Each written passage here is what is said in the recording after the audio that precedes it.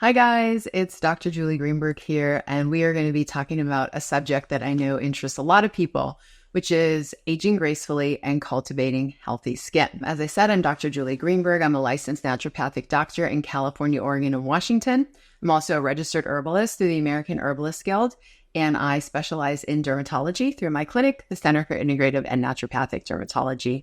I also have a site with courses, Root Cause Dermatology, and I hold degrees from Bastyr University, Stanford University, and Northwestern University. All right, so let's hop into things and let's talk all about wrinkles. So it's hard to talk about wrinkles without talking about collagen and elastin. So let's start with collagen. I'm sure we've all heard of it, but may not know exactly what it is. Collagen is the main structural protein found in connective tissue. So it's the most abundant protein in our whole body. About 25 to 35% of our whole body protein is collagen. It's pretty important. And then there's an enzyme called collagenase that breaks down the peptide bonds in collagen. So, we need to break them down because we need to break down old collagen and create new collagen. But what we'll see is that collagenase starts increasing as we age, and that increases the breakdown of the collagen in the skin, which can lead to wrinkles, which we don't want. Elastin is kind of the partner with collagen. And elastin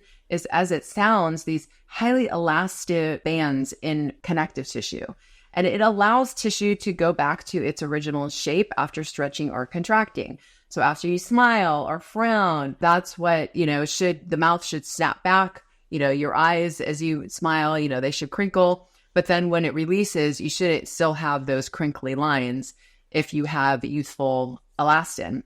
But elastase, like collagenase, elastase is the enzyme that's going to break down the peptide bonds in elastin and degrade it. And as we age, elastin gets kind of not as elastic and kind of supple. If you think about a really old rubber band, sometimes if you pull on it, it's so crispy, it'll just crack. That's kind of what happens to elastin as it ages. So let's talk a little bit more about collagen. So collagen's main function is providing that mechanical support to the skin and tissue. Unfortunately, as we age, the density of the collagen in the dermis decreases, which is going to lead to, depressions in the skin, the sagging and the wrinkling of skin. And as we discussed, collagenase starts to increase. So we're going to break down the collagen faster. Now, you probably heard about collagen supplements, and there are many. So there's hydrolyzed collagen supplements, but note that true collagen can only come from animal sources. So something like cows, chicken, pig, even marine or fish-based collagen products.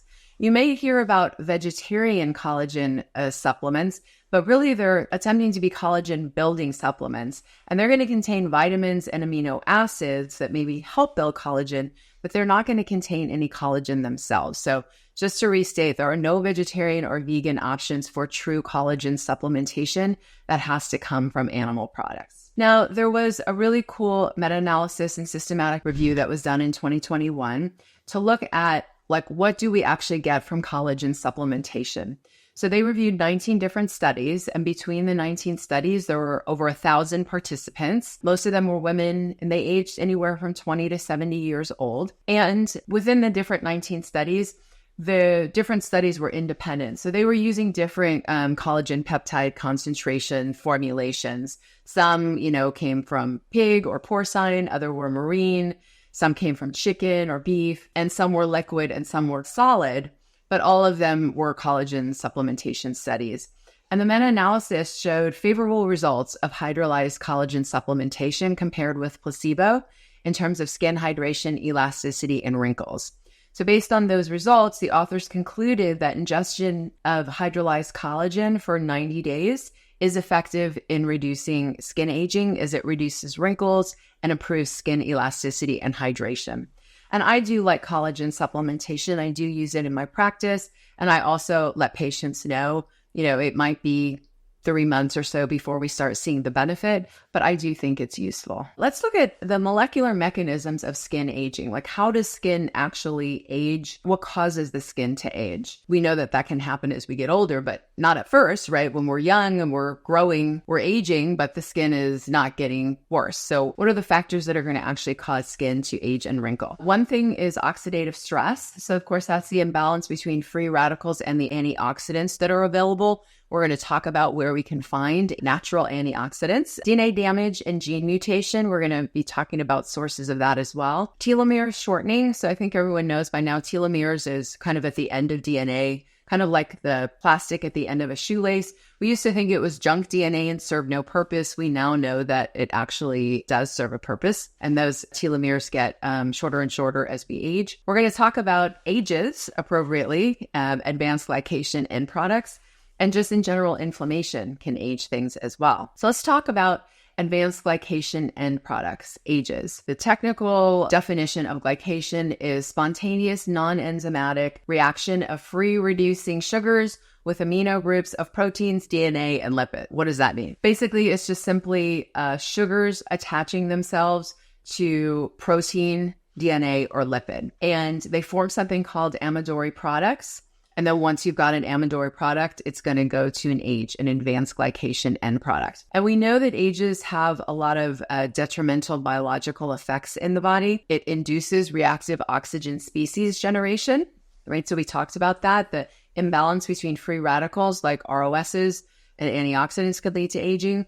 It causes inflammation, and it can cause structural defect. And we're going to look at that in the skin in a minute, because the ages cross-link to proteins, and that creates altered function of the proteins. And our whole body is built of proteins, right? So anything that the ages attach to is going to mess up basically tissue. So we know that ages or advanced glycation end products are associated with cardiovascular disease, diabetes, kidney disease, Alzheimer's disease, rheumatoid arthritis, a whole list of things. But as we're talking about skin, we know that we can get glycation of skin. So the glycation process is going to lead to a loss of protein function and impaired elasticity of tissues for things like skin, but also tendons and blood vessels.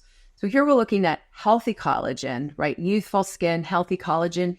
It's supple and it can move, but when it becomes glycated and the sugar attaches to cross-links to the collagen, which is a protein, we're going to get aged looking skin because it makes it kind of crispy, crunchy skin. And that's not what we want. We want nice, soft, fluid skin. So glycation of skin is going to lead to aging and wrinkles. And where we first discovered ages was in food, in something called the Maillard reaction, which is just the browning reaction in food. So anytime you make food and brown it, if you're grilling meat, if you're toasting a bagel, putting potato tots into the oven to make them brown, all of that browning reaction is the Maillard reaction, and it's creating ages. Because what's happening in the food is that sugar is interacting with the amino acids in the protein of the meat, or let's say the gluten, and it's creating ages. Now, no, this is not the same thing as caramelization. Caramelization, like when you're caramelizing onions, you're doing sugars exposed to very high temperatures. So that's something different.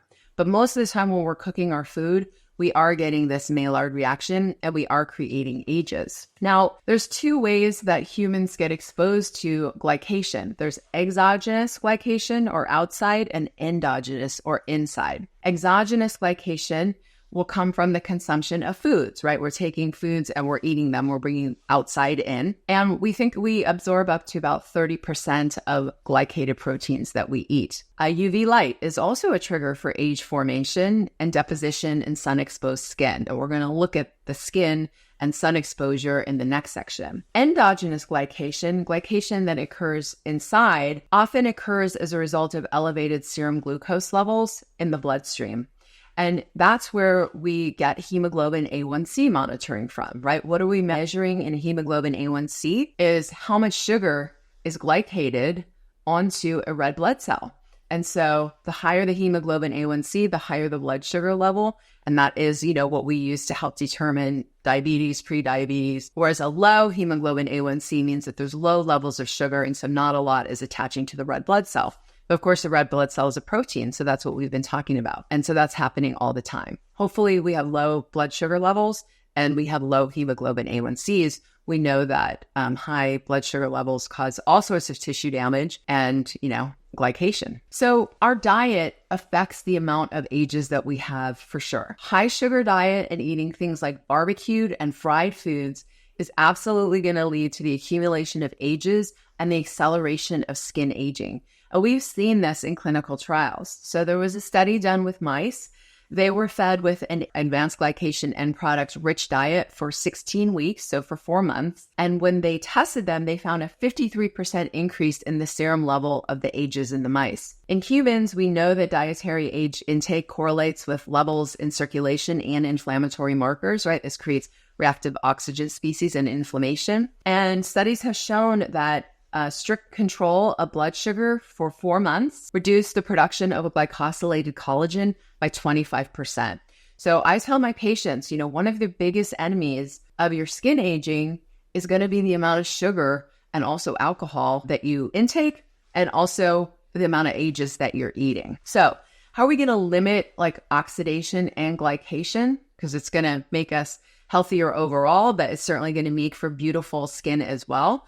Well, we need to increase the intake of antioxidant-rich foods, and those are going to be our fruits and vegetables and things that contain fiber and phytonutrients, which we're going to talk about. And we want to limit the ages in our diet.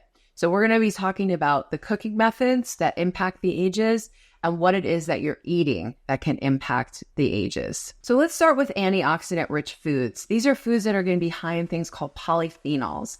And these are a lot of the brightly colored fruits and vegetables. And polyphenols are things like flavones, flavonols, you might have heard of those. They contain lignans, phenolic acid, stilbenes. And polyphenols exert their influence mostly through their antioxidant and anti-inflammatory effects. And these are directly going to prevent collagen degradation and increase pro-collagen synthesis, which we need, right? We always want to be producing fresh, good new collagen. And antioxidant-rich foods are also foods that are high in carotenoids. So carotenoids are the pigmentation in plants that create yellows, oranges, and some reds, and they are produced by plants and algae, as well as several bacteria and fungi. So examples of carotenoid antioxidants are things like lycopene, lutein, zeaxanthin, beta-carotene, astaxanthin, things that you might have heard of. So you can get some of these from krill, but you can also get them from beautiful yellow and orange fruits and vegetables like carrots,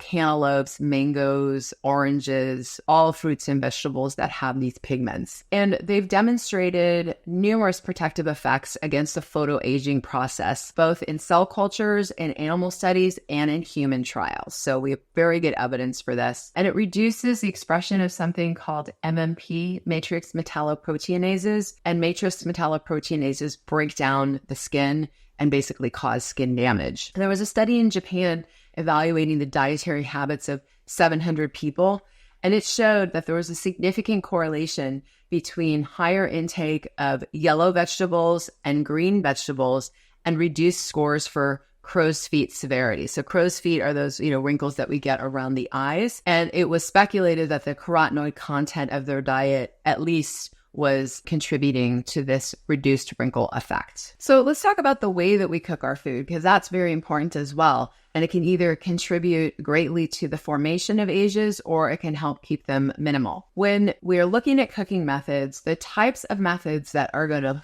induce the formation of ages are the things that are what we're doing to brown them, right? Remember that Maillard reaction. So grilling, frying, roasting, and broiling.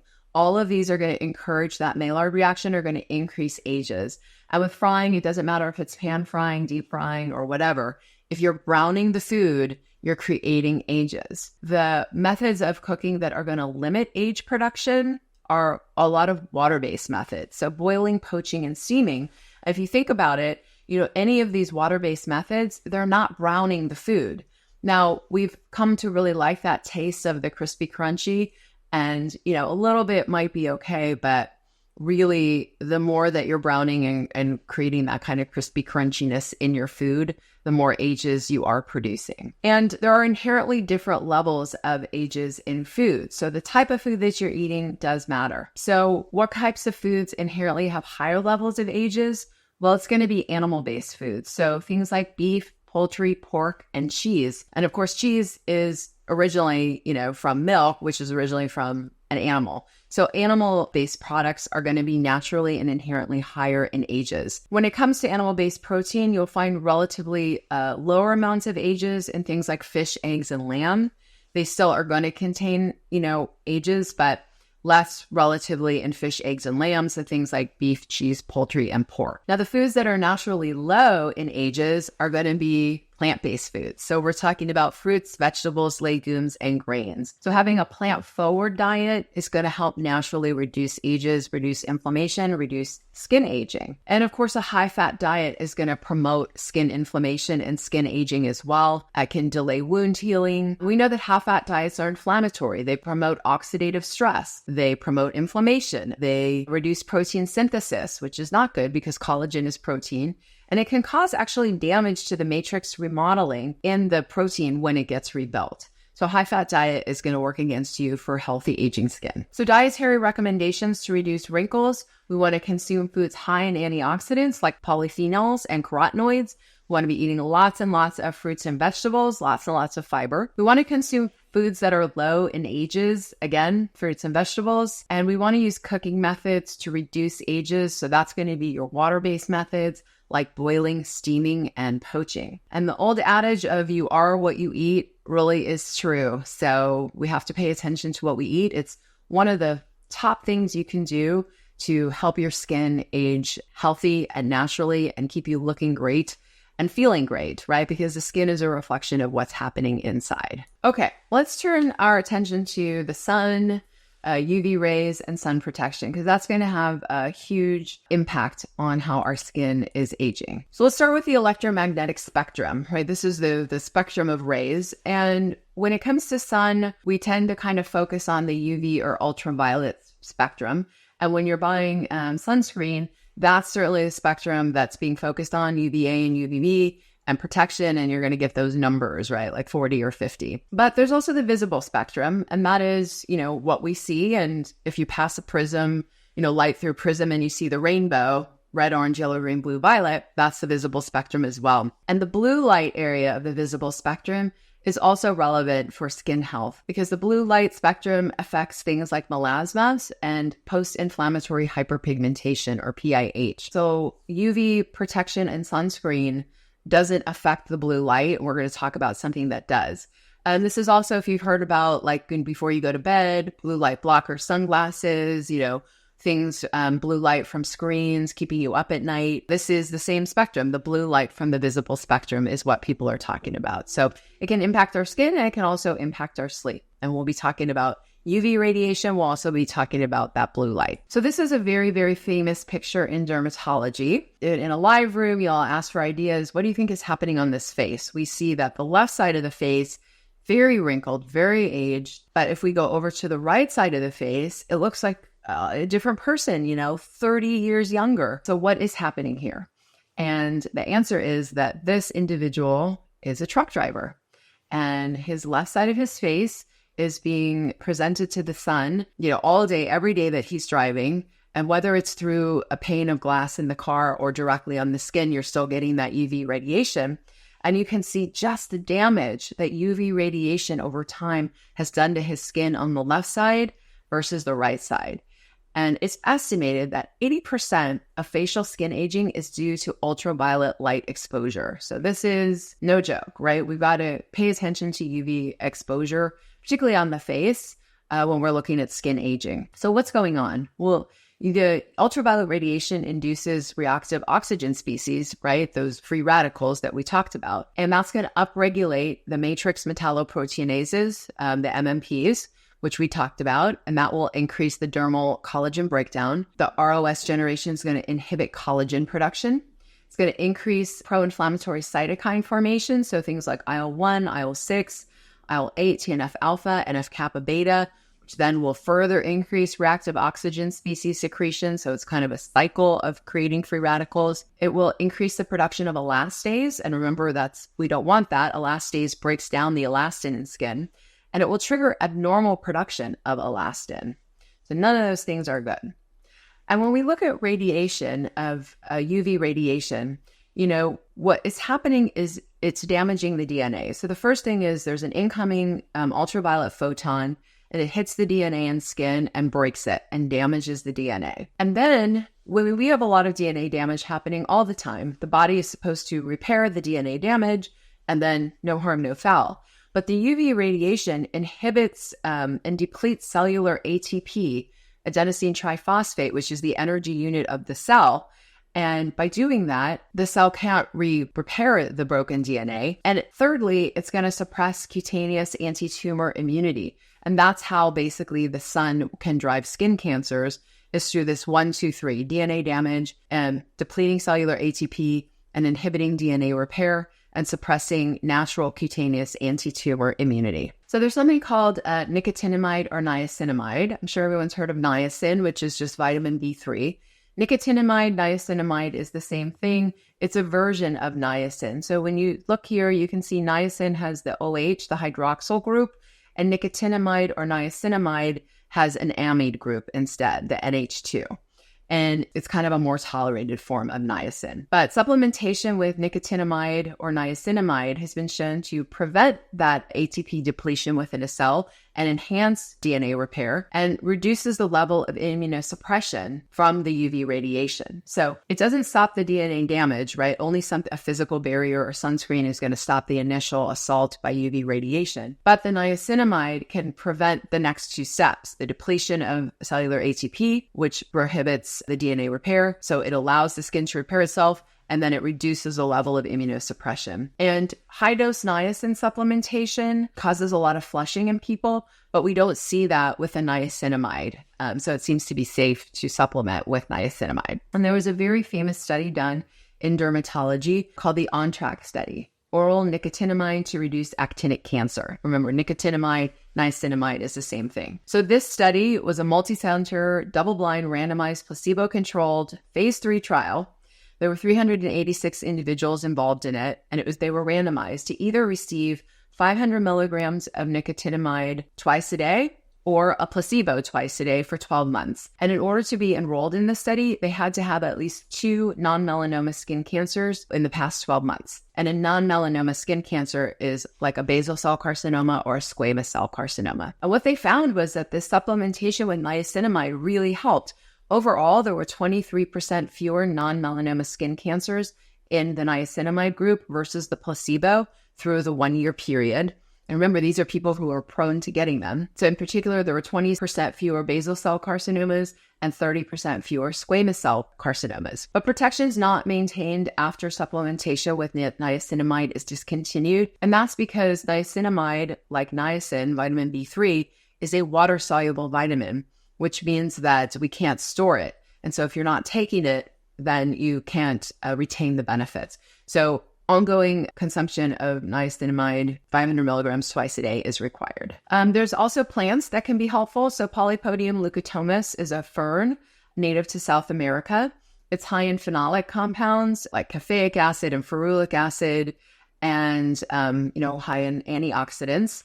And it's been found to protect against UV damage and reduce things called actinic keratosis, which is kind of a precursor to things like basal and squamous carcinoma. And we find that it inhibits platelet activating factor, COX-2 expression, and things like NF-kappa beta. So in a lot of formulas, for oral formulas for sun protection, you're going to see this for Polypodium leucotomus. Now, do you wear enough sunscreen? Are you counseling your patients to wear proper amounts of sunscreen?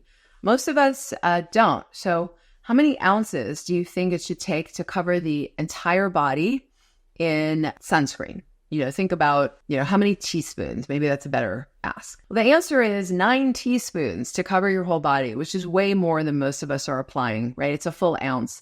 Now, if you think about a bottle of sunscreen, a larger bottle of sunscreen is 8 ounces. So with that approximation, one bottle of that bigger sunscreen should only last you 8 applications. Most of us are using way less than a bottle per year. It's like, how many years old is that bottle of sunscreen? So we're not applying enough sunscreen to actually hit the SPF on the sun protection factor on the bottle. The SPF value is supposed to tell you like how much longer you could be in the sun, if you were not using the product versus not. But you're also supposed to reapply every 1.5 hours to 2 hours, which also most people are not doing. So that you know the appropriate amounts, you're supposed to be putting 1 teaspoon on the face, head, and neck, 2 teaspoons on the torso, so 1 teaspoon on the front, 1 teaspoon on the back, 1 teaspoon on each arm, and 2 teaspoons on each leg. So that's how you get to 9 teaspoons. So physical versus chemical sunscreen. Just go over this so that we make sure we understand what they are and we can help direct ourselves and our patients appropriately. Physical sunscreen is what it sounds like. It's creating a physical barrier on the skin, and the UV rays are going to bounce off of the skin and not go in and not create any sort of damage. So this is preventing that step one. We don't want the UV damage to occur in the first place. Active ingredients that you're going to look for are things like zinc oxide and titanium dioxide. They really just prevent any UV rays from getting in. And you'll see on the instructions that there's no usage like, oh, you need to put this on 30 minutes early. Nope, you just put on the sunscreen, go out in the sun, and you're good to go. But you are supposed to be doing those large amounts and, applying every 1.5 to 2 hours. So the chemical sunscreens are different. They aren't reflecting UV radiation. They're absorbing UV radiation. And that's happening within the skin, down into the epidermis. So these you'll read, apply at least 30 minutes before going out in the sun. Why? Because you need to absorb the chemicals, and then it needs to kind of create a reaction in your skin to be ready to receive the UV radiation. Active ingredients that you're going to see in chemical sunscreen are kind of multisyllabic names like oxybenzone, avobenzone, octisalate, octocrylene, homosalate, and octinoxate. These are the kind of most common physical active ingredients in sunscreen. And some of them come with problems, like oxybenzone is a widely used chemical sunscreen ingredient for both UVA and UVB protection, but it's a common contact allergen. So if you have patients who say, well, I'm allergic to sunscreen, they might be using chemical sunscreen, and it might be the oxybenzone. And it's also been found to be endocrine disruptors in some of these chemicals. Physical sunscreens are not endocrine disruptors, so we don't have that issue. And there's been a ban in some places of oxybenzone and octinoxate. So Hawaii banned the sale and distribution of sunscreens with oxybenzone and octinoxate in 2018, and it went into effect in 2021. And at Key West, Florida, and the U.S. Virgin Islands also ban it. And the reason they're banning these chemicals are that they have found to be problematic for the environment. They seem to contaminate the reefs and wildlife, bleaching coral, and it's detected in the tissue of fish. So they're absorbing it from the water, from people who put it on and go swimming, and it's causing problems in the environment. So for these places, you're going to look for something called reef-safe sunscreen. And those are basically the physical sunscreen, so something with like a zinc oxide. There was a lot of debate about the impact of chemical sunscreens and whether people were absorbing it into their bloodstream. We know that we were absorbing the chemicals into the skin because that's the whole reason we need to put it on 30 minutes early. But the sunscreen manufacturers kept saying, you absorb it into the skin, but you're not absorbing it systemically. It's not getting into the bloodstream. So there was a study done in 2020, and it was published in JAMA, which is one of the leading dermatology journals. And the title was Effective Sunscreen Application on Plasma Concentration of Sunscreen Active Ingredient, a randomized clinical trial. So they were trying to understand the systemic absorption and pharmacokinetics of the 6 main active ingredients in chemical sunscreen. So avobenzone, oxybenzone, octocrylene, homosalate, octisalate, and octinoxate. And they use 4 different sunscreens like sprays and, lotions that you put on. And they were using it on different people. So there were 48 participants. The mean age was about 39 years old. And there were half women and half men. And there were about half Caucasian and then half people of other descent, like African American, Asian, etc. And what they found was after one single application, all 6 active ingredients were in the plasma, so in the bloodstream, in levels greater than 0.5 nanograms per milliliter. And this was kind of a threshold of like safety and what they said was happening. And that was after one application for all the people, for all the active ingredients. So we know for sure that it's not just going into the skin, it's going into our bloodstream. And that's another reason to be wary of chemical sunscreens. We've talked about the UV spectrum, right? So the sunscreens, they're only blocking UVA and UVB radiation. But we talked about the blue light spectrum and how that can cause hyperpigmentation. It can cause melasma, or even things like if you've got, acne, sometimes, the acne will go away, but people have these PIH, post-inflammatory hyperpigmentation scarring for a long time because of the blue light from the sun. And your normal sunscreen isn't going to protect you. But something called iron oxide can, and it's in tinted sunscreen. So tinted sunscreen is going to contain the iron oxide. And iron oxide is a naturally occurring red substance that gives the sunscreen its tint. And what's great is it blocks blue light. It blocks that visible blue light spectrum. So you're going to look for a sunscreen with the active ingredient zinc oxide, but in the inactive ingredients, so the different part of the label, you're going to look and see if it has iron oxide, usually towards the end. And that will tell you it has the tint. And I do think it's helpful to use tinted physical sunscreen on the face. So we want the physical sunscreen, we want like the zinc oxide, and then we want the tint, the iron oxide, to block the blue light. And, while getting sun exposure is actually healthy and we know that we need some sun exposure, getting it on the face is not the best place to get it. It's much better to get it on the torso. And it is going to age the face. So I usually tell my patients, I prescribe, tinted sunscreens. And be careful of something called greenwashing. Greenwashing is what companies do when they know consumers are getting savvy and they're looking for good products. They mix good with bad. And a lot of the sunscreen companies are doing this today. So what you want to do is look at the active ingredient label, and you're going to want to see just like zinc oxide. If all you see in active ingredients is zinc oxide, it's a purely physical sunscreen. But in this case, where you see zinc oxide and octinoxate, this is greenwashing. This sunscreen company is mixing physical and chemical sunscreens because they know consumers are looking for zinc oxide, so they put some in, but they're sliding in chemicals as well, and we don't really want these. So a lot of companies are doing this greenwashing. You need to learn to read your labels. Look at those active ingredients, look at all the ingredients, and make sure they're things that you want to put on your skin and that you want patients putting on their skin as well. All right, let's take a look at the skin microbiome and skin pH. So the human skin microbiome, we know that there's a lot of bacteria. The skin hosts the most diverse commensal communities in the body, with more than 1,000 different bacterial species from 19 different phyla. And there was an NIH-funded product to determine a healthy microbiome for skin. It's going to vary for people, but what was interesting was just the sheer amount of bacteria we have on our skin. And also that the bacteria differs by body part and where you are. So we're meant to have bacteria. They are commensal organisms. And there's also a skin mycobiome or fungal biome. So a fungus is among us. And the predominant fungus or, fungal organism on our skin seems to be Malassezia, which is yeast, a single-celled fungal organism. And so all mammals actually have Malassezia yeast. So we're basically, a petri dish for a lot of bacteria and then some fungal organisms on the skin. An astounding statistic is that there's more microbes on one person's hand than there are people on the planet, right? So there's billions of organisms living all over us.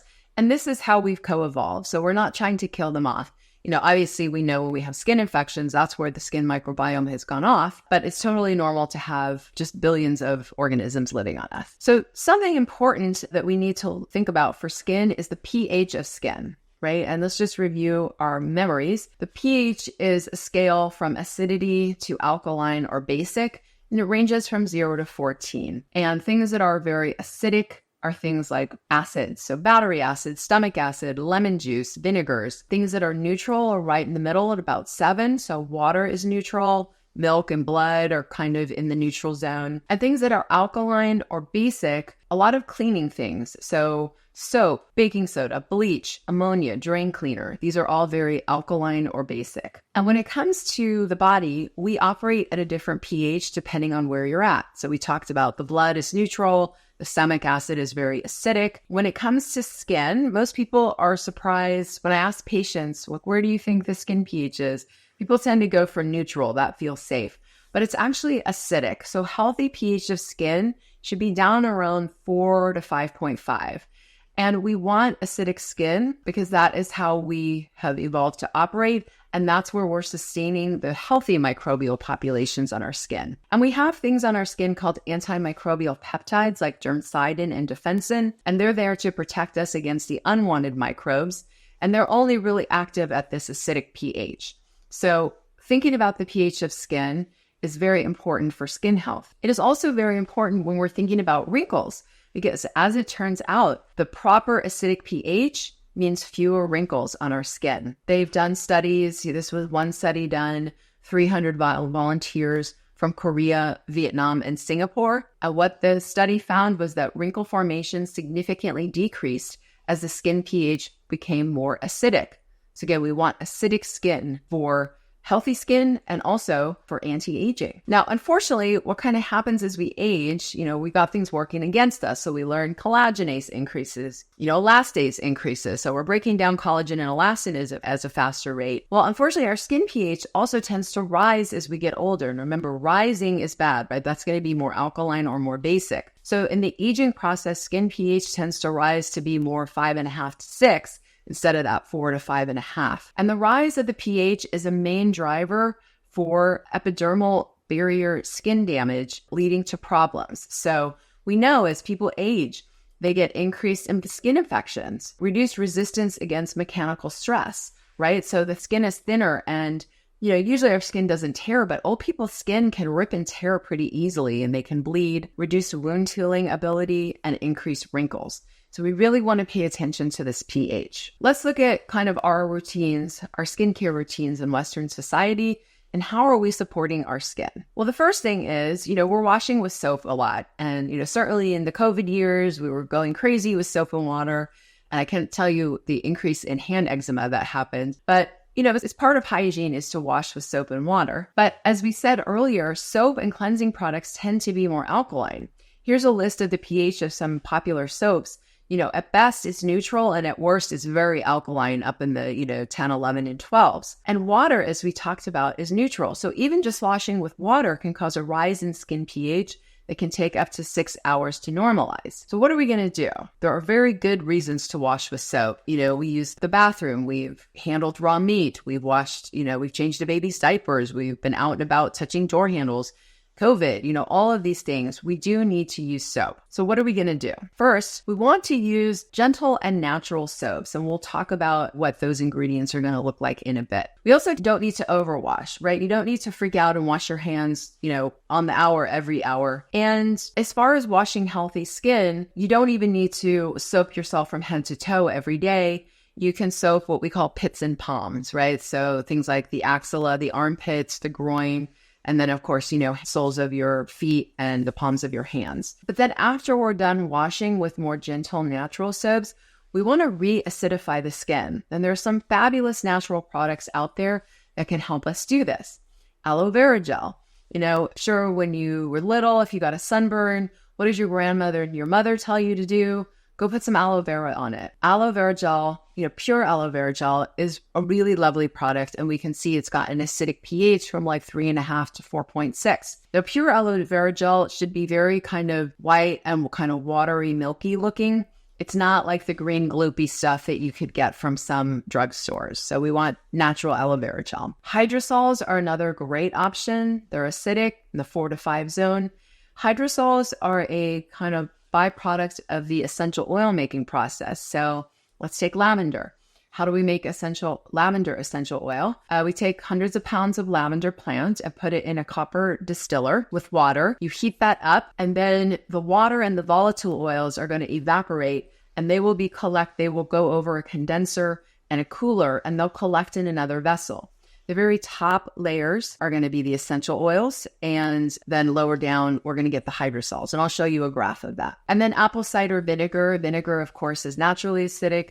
It's too strong to put directly on the skin, but you can dilute it with water, like 50-50 or even more diluted. And apple cider vinegar really acidifies the skin and is fantastic as an anti-aging protocol. So aloe vera gel, just a note, it can sting if the skin is very compromised. So, if somebody's got something like an eczema, you may or may not want to use that right off the bat on really compromised skin. It does work great on sunburn though.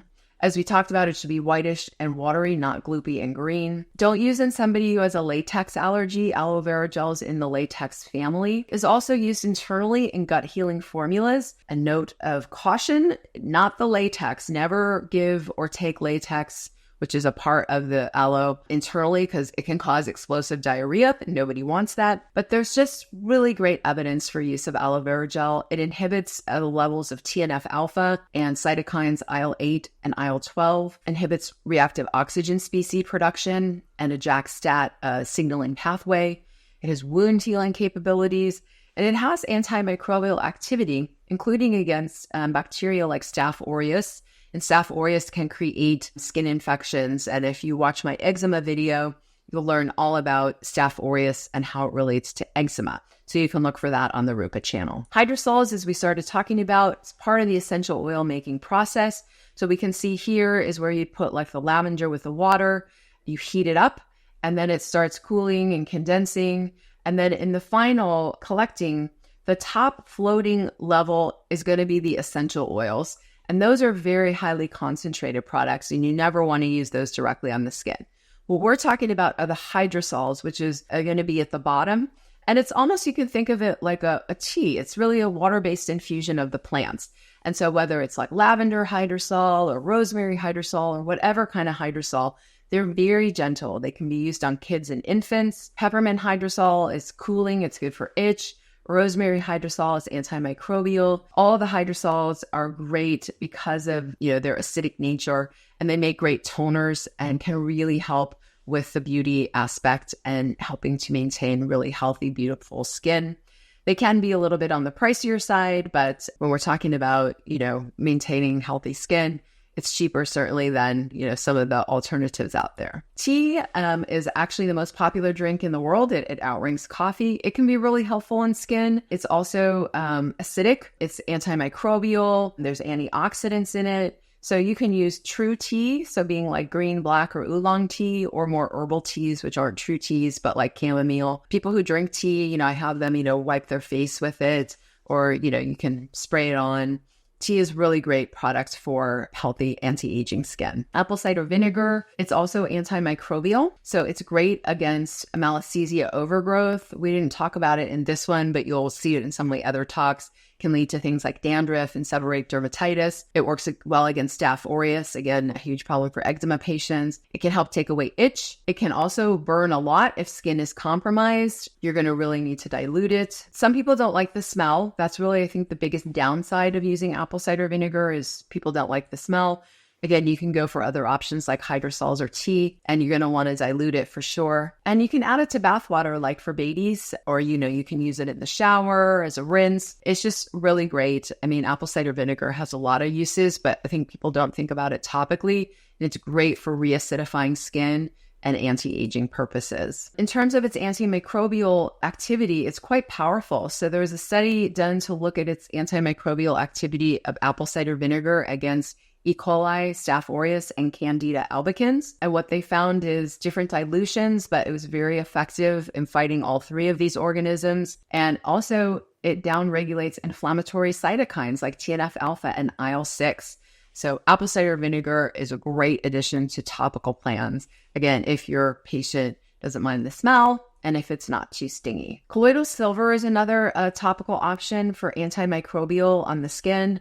Obviously, we don't want the skin to be, infected. A silver has been used for centuries for antimicrobial properties. It can be used orally or topically. I tend to use it more topically. There was a study that was done here in 2020 looking at the MIC, the minimum inhibitory concentrations, effective against the organisms listed here. So there were some gram-negative bacteria like Pseudomonas and E. coli and Klebsiella, and gram-positive like Staph aureus. And the MIC 50 is the minimum dose needed to inhibit at least 50%, and the MIC 90 is the minimum dose needed to inhibit at least 90% of growth. There's also something called hypochlorous acid, HOCl, and HOCl is an endogenous substance in all mammals. So we produce hypochlorous acid within the cell, but you can use it topically externally. And neutrophils, eosinophils, phagocytes, and B lymphocytes produce hypochlorous acid internally in response to injury and infection. And it's used widely in conventional medicine as well as a topical disinfectant against viruses, fungus, and bacteria.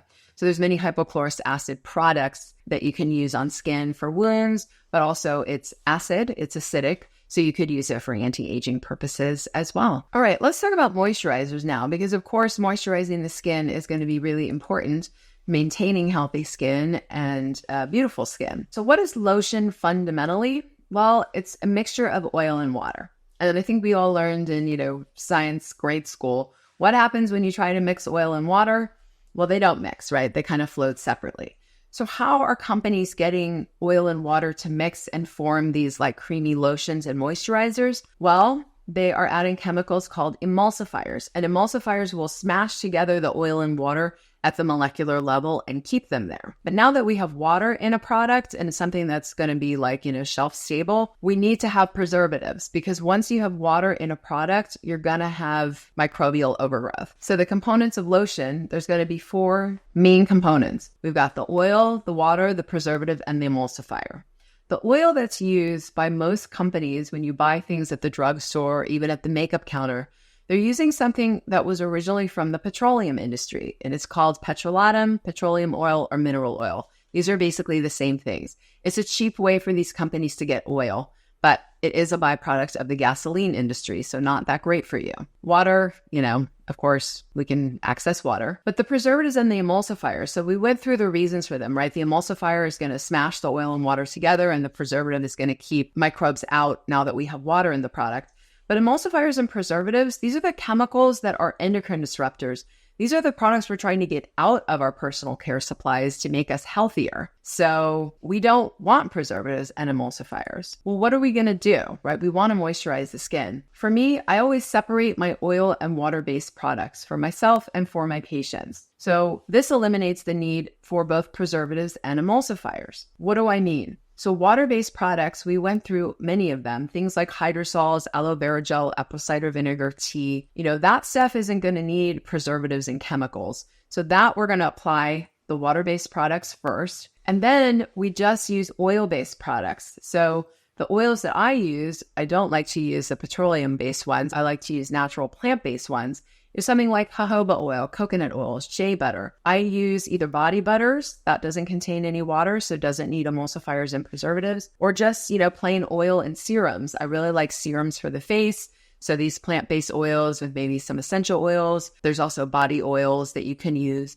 And really keeping your oil and water-based products separately is going to be very helpful. You're going to get nicer, more natural products. I think they're better for you, better for your skin, and really get you out of that kind of lotion and chemical need. Okay, for our last section, let's talk about the personal care products industry, and let's see what's been going on in it and what kind of a consumer we should be. So the EPA Toxic Substances Control Act, the TSCA, let's talk about what our EPA, what our government is doing to protect us. So there are an estimated over 80,000 chemicals on the US market. And guess how many the EPA, the Environmental Protection Agency, has banned out of 80,000? If we were in a room, I'd ask people to guess. The answer is 9. Only 9. And the last substance wasn't banned since 1984. It's pretty shocking. Why is this? Well, it's up to companies to self-report if they are using a harmful chemical or if they have found a chemical to be harmful. If that feels to you a little bit like the fox guarding the hen house, it's because it is, right? That's ridiculous. Nobody since 1984 has reported that any chemical out there is dangerous and should be on a toxic substances control list. All right, so the banned substances are things like mercury, lead, asbestos, dioxin, radon, formaldehyde. I mean, just silly, right? Of course, we know that these should be banned, but out of 80,000, there should be much, much more than 9 on the list. That means it's on us, right? It's on us as consumers and it's on us as practitioners to help guide our patients in the right way. Chemicals and personal care products, again, the ones that you're going to pick up from the drugstore, there are many, and estimates range, but the average woman puts on her skin from 135 to 515 chemicals on her body a day. We're also putting chemicals on our children. Now, this kind of ranges the gamut. If you're like, how could it be this many? Well, think about how many things you go through in a day, from in the shower, soaps, shampoos, conditioners. You come out, there's lotions, deodorants, hairstyling products, all the facial stuff. makeup. And if you go home and turn over the back of your personal care products, if you look at the list of ingredients, if you're buying things from a makeup counter or from the drugstore, you're going to see, anywhere from 20 to 30 to 40 chemicals listed. And they're all, multisyllabic, long sounding chemical names. They're not natural things. So you see how you can easily get to between, 100 to 500 chemicals a day on someone's body when they're using many of these products. It really is true. Now, something we want to pay attention to and try to avoid, of course, is fragrance. So fragrance is defined by the FDA as a combination of chemicals that gives each perfume or cologne, including those used within other products, its distinct scent. And the FDA has determined that the chemical components in fragrance are protected as trade secrets. And so therefore, they only need to be described on the label as fragrance. So when you see fragrance on a label, you really have no idea what those chemicals are because they're hiding behind this Protected Trade Secret Act. So current laws do not provide the FDA with the authority to require disclosure or public safety of fragrance ingredients. That means that companies can use anything they want. And in the US, companies are required to list ingredients on the label. However, this excludes the individual constituents of fragrance in order to preserve the fragrance street secrets of the company. So it's a loophole, right, that leads to disclosure gaps. And the companies always take advantage of it. So when you read fragrance, you should be reading, I have no idea what this company is actually using. The International Fragrance Association lists 3,059 materials that are reported as being used in fragrance compounds. Of these 3,059 ingredients, some have evidence linking them to health effects, including cancer, reproductive toxicity, allergies, and sensitivities. And again, just to reiterate, if you're buying a product with fragrance on it, you could be getting any number of these 3,059 chemicals. You don't know which one, they are not required to disclose. So I avoid any product really with the word fragrance on it, and I recommend my patients do the same. So we have to be proactive. We have to learn to read the labels. First, when you turn over your product and you read it, do you recognize the ingredient names, right? Are these things that you understand, like, shea butter or jojoba oil, or are they multisyllabic chemical sounding things? If there are multisyllabic, sounding chemicals, and that's the whole list of them, you probably want to stay away from it. I think that it's a good kind of recommendation. If you wouldn't put it in your mouth, you shouldn't put it on your skin. Is there a very long list of ingredients or chemicals? That's probably something you should stay away from too, because it's going to be the more artificial, the more kind of lab and chemical derived. There's two parts of the label you need to learn to read. So here's one, and you can check things out on the EWG, the Environmental Working Group's Skin Deep Consumer Products Database. They give you rankings. So here's an example from the EWG. And when you look at the active ingredient part of a label, that's a very specific section. So in order to make claims, like this soap is making claims that it is antibacterial, you have to use a chemical or an ingredient that is approved by the FDA as fulfilling that. So in this one, I will not attempt to pronounce this, but whatever this is, chloride, must be listed in the FDA as an antibacterial. And while all soap is antibacterial, you can't claim that something is antibacterial unless you can have an ingredient. So active ingredients are going to support scientific claims. Same, again, when we looked at the sunscreens, right? The active ingredient, you're going to see the zinc oxide or the octinoxate. Is that supporting that it is providing UV protection? That would need to be in an active ingredients section. But you also want to read the inactive ingredients because this is what's in the product, right? It's the base, it's everything else. If you remember from the sunscreens, the zinc oxide is up in the active ingredient, but the iron oxide is down in the inactive ingredients because there's no claim that they're making that it's tinted. So you have to read both sections and understand what's in it. And we can see that this soap has got a lot of chemicals and, it's got fragrance. So add, X number, we don't know how many more chemicals. And you can use the EWG's Skin Deep Consumer Products Database. I don't agree with all their rankings, but it will help you understand. They'll list out, the chemicals and what they are. And, you definitely want to at least try for products that are more down into the green zone. So we can see this is an example of a soap that contains a lot of chemicals. What would be an example of a soap that was a more natural soap that we might want to be looking for? Well, first thing to note is soap is a chemical reaction between lye, sodium hydroxide, and fats or oils. So we're going to need some sort of fats. There can be things like the petroleum, petrolatum mineral oil. Those are not the ones I use. Here we see that this soap contains coconut oil, palm oil. I do like plant oils in my soap. And you need the reaction of the sodium hydroxide or lye with the fat to make soap, but none will remain after it does its chemical dance, which is saponifying oils into soap and glycerin. So for this soap, you see that it's listing sodium hydroxide. Yes, they used it originally, but there's no leftover sodium hydroxide in the soap that you're going to be using. That would be very caustic. But if you see something like sodium hydroxide on a soap, they need to use some sort of lye or sodium hydroxide. As we talked about, soap isn't going to be acidic because that is just chemically, it can't be, but we're going to re-acidify the skin with all the things we talked about. And healthy soap shouldn't have that many ingredients. So we see here, it's got coconut oil and palm oil, so 2 plant oils, the sodium hydroxide, and then a little bit of water, olive oil, lavandin extracts is from like a lavender essential oil, hemp seed oil. So the olive oil and the hemp seed oil and the jojoba oil are also part of the fatty oils. Tocopherol is like a vitamin E preservative, citric acid, sea salt, and lavender extract. Right? This is a very different label than this kind of a conventional soap that you'd pick up at the drugstore. And we're not seeing multisyllabic chemical sounding names. You don't need to do that in order to get soap. So to conclude, I think we all want to age gracefully because aging gracefully really means aging healthfully, right? Aging is normal. It means we're alive. We don't want to, anti-aging is not what we're actually looking for because that is death. And that's not what we're looking for. We want to age gracefully. We want to age healthfully. And that is what this whole talked about is how do we actually improve our health? And then our skin reflects everything that we're doing and our overall health. So there's lots of, tips. We talked about healthy eating. Of course, you're going to want to do things like get enough water. We're going to want to not smoke and reduce or eliminate alcohol, exercise regularly, reduce stress, keep your brain active, get enough sleep, go outside, stay connected with friends, find hobbies, take good care of your dental health, and have regular checkups. All of these things are going to help us age gracefully.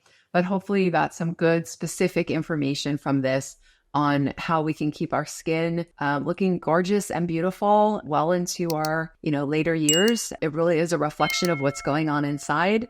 And so I hope you all age gracefully. Welcome to Rupa Health, the best place to order, manage, and track results from over 30 different lab companies in one single place for free. It's going to take you under 2 minutes to sign up, and you can order any functional medicine lab for your client in under 30 seconds. Let me show you how it's done. So here's our beautiful interface. I'm typing in the name of my client, selecting the lab that I want to order for them, and hitting send. From there, Rupa and their amazing team handle the rest. They email the client, collect payment, and even offer an interest-free 3-month payment plan. We've also built the world's largest library of information about chronic health conditions, the lab tests that can help you find the root cause, and the evidence-based interventions that you can use to help people heal from them. It's called the Rupa Health Magazine. There, we have in-depth articles about almost any health condition you can imagine. And we give you step-by-step protocols that other clinicians have used to help their clients heal and that are verified by evidence-based sources. You should totally check it out, and it'll transform your practice. And we can't wait to see you. So make sure you sign up today.